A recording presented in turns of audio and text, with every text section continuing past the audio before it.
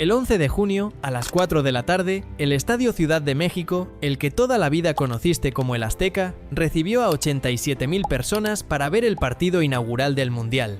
México contra Sudáfrica. Pero ese mismo día, a esa misma hora, en algún punto sobre el Océano Atlántico, había un avión con 45 asientos de primera clase, todos ocupados por una sola selección, volando hacia una ciudad que ni siquiera era sede de su primer partido.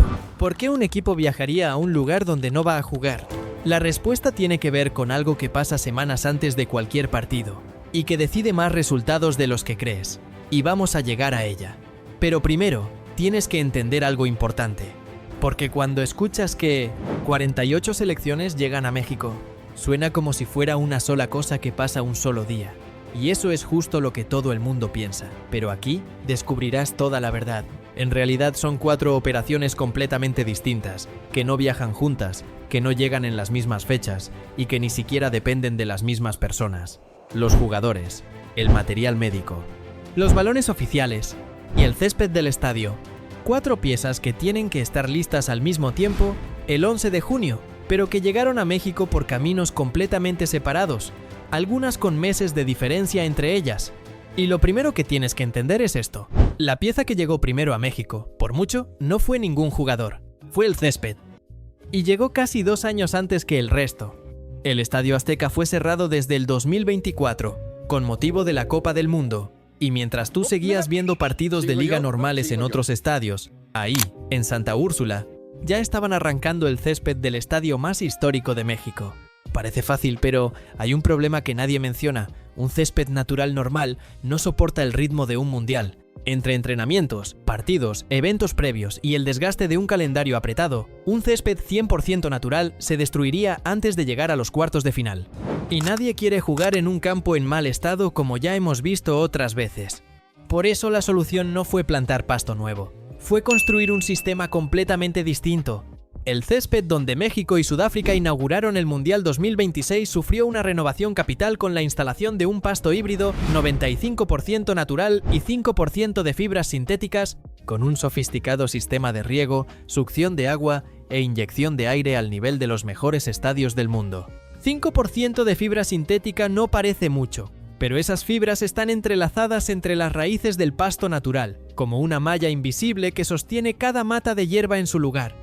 El resultado es un césped que se ve, se pisa y se comporta como pasto normal, pero que aguanta partido tras partido, entrenamiento tras entrenamiento, sin que se levanten parches enteros como pasaba antes. Y este césped llevaba meses listo antes de que ningún jugador pusiera un pie en México. Se renovó por completo el campo, que ahora cuenta con un sistema híbrido que combina césped natural y fibras sintéticas, además de tecnologías de drenaje, succión de agua e inyección de aire para garantizar un estado óptimo durante todo el torneo. Aquí está el primer dato que tienes que guardar. Cuando el primer jugador de la selección mexicana salió a calentar el día de la inauguración, ese césped ya tenía meses de pruebas, de riego, de ajustes. Era, literalmente, lo que más tiempo llevaba en el estadio antes de empezar el Mundial. Pero mientras el césped esperaba, a miles de kilómetros, en otro continente, empezaba a moverse la segunda pieza. Y esta sí tenía fecha límite. El material médico. Aquí es donde las cosas se ponen interesantes, porque cada selección lleva consigo un botiquín que no tiene nada que ver con el de un equipo amateur.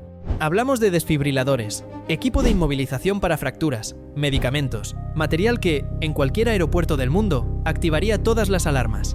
Y aquí está el problema que nadie menciona. Cada uno de los 3 países anfitriones tiene sus propias reglas de aduana.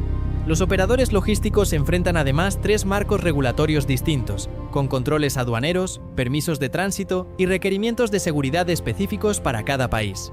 Eso significa que el mismo maletín con medicamentos que un médico de la selección puede llevar sin ningún problema dentro de Europa, al cruzar a México puede quedar retenido en aduana durante horas, porque ese medicamento específico requiere un permiso de importación temporal que tiene que tramitarse con semanas de anticipación. Y un jugador con una lesión muscular que necesita tratamiento todos los días no puede esperar a que la aduana resuelva un papeleo. Si ese tratamiento no llega a tiempo, ese jugador puede perderse un partido o puede jugar lesionado. Y eso puede decidir si tu selección avanza de fase o se va a casa. Por eso las federaciones más organizadas no mandan el material médico en el mismo vuelo que los jugadores. Lo mandan semanas antes, como carga separada, con toda la documentación aduanera ya procesada, para que cuando el equipo llegue, todo esté disponible. Y aquí es donde se abre el primer misterio de este video. Porque mientras este material médico viajaba solo, sin jugadores, sin balones, había selecciones enteras haciendo algo todavía más extraño. Estaban en México, entrenando, días o semanas antes de jugar su primer partido oficial. Pero no en la ciudad de su primer partido. ¿Por qué llegarías antes, a un lugar donde no vas a competir? Vamos a llegar a esa respuesta, pero antes tienes que entender la tercera pieza, la que, a diferencia del césped y del material médico, no pertenece a ninguna federación, pertenece a la FIFA, y es probablemente el objeto más fotografiado de todo el torneo. El balón oficial. Este mundial tiene un balón con nombre propio, Trionda. Los colores del esférico son rojo, verde y azul, característicos de la bandera canadiense, mexicana y estadounidense, pero lo que parece un simple balón es, en realidad, un objeto con un sistema integrado. Incorpora un chip con tecnología de inteligencia artificial que proporciona datos en tiempo real sobre el rendimiento del balón durante los partidos. Eso significa que cada balón que se usó en el partido inaugural no era un balón cualquiera que se compra en una tienda. Era un dispositivo electrónico calibrado, que tuvo que llegar al estadio correcto, calibrado y sincronizado con el sistema de videoarbitraje del estadio. Y esto llegó por una vía completamente distinta a la del césped y al material médico. No vino en un camión de obra, ni en la bodega de un avión de selección. Vino directamente de la organización del torneo, como parte del paquete oficial de cada estadio, sin pasar por ninguna federación nacional. 3 piezas, 3 calendarios, 3 formas de llegar. Y todavía falta la cuarta, la más visible, la que la mayoría de la gente cree que es la llegada completa. Los jugadores. Y aquí volvemos a la pregunta que dejamos abierta. Porque, ¿recuerdas por qué algunas selecciones estaban en México días o semanas antes de jugar su primer partido, en ciudades donde no iban a competir? La respuesta tiene que ver con algo que la FIFA decidió hace más de un año, mucho antes de que se sorteara un solo grupo. Cada selección eligió un Team Base Camp Training Site, complejo que funcionará como centro de operaciones durante la fase de grupos. Y aquí está lo que mucha gente no entiende. Ese campamento base no tiene por qué estar cerca del estadio donde juegas tu primer partido. Puede estar a horas de distancia, en otra ciudad, incluso en otro país. Colombia, la República de Corea, México, Sudáfrica, Túnez y Uruguay están confirmados como los equipos participantes con sede en México. Y dentro de México, las ubicaciones son muy específicas. Corea del Sur tiene su concentración en Guadalajara, Jalisco, en las instalaciones del Chivas del Guadalajara. La Federación Colombiana de Fútbol confirmó que usa la Academia AGA del Club Atlas como su campamento base. Esto significa que un equipo aterrizó en una ciudad, se instaló en un campamento base con sus propias canchas de entrenamiento, su propio gimnasio, su propia cocina adaptada a la dieta del equipo, y desde ahí, hizo viajes cortos hacia los estadios donde jugó cada partido de la fase de grupos. Y la elección de ese campamento no fue al azar. Guadalajara concentra a 2 selecciones simultáneamente.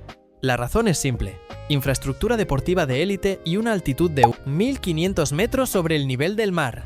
Ideal para la aclimatación progresiva de equipos provenientes de Europa y Sudamérica. Ahí está. Un equipo europeo no llegó directo al nivel del mar para jugar a 2.200 metros de altura en la Ciudad de México. Llegó primero a un punto intermedio, se quedó ahí varios días aclimatándose, y desde ahí se movió al estadio. Por eso parecía que iba a un lugar donde no juega. En realidad, estaba preparando su cuerpo para poder jugar. Primer círculo cerrado.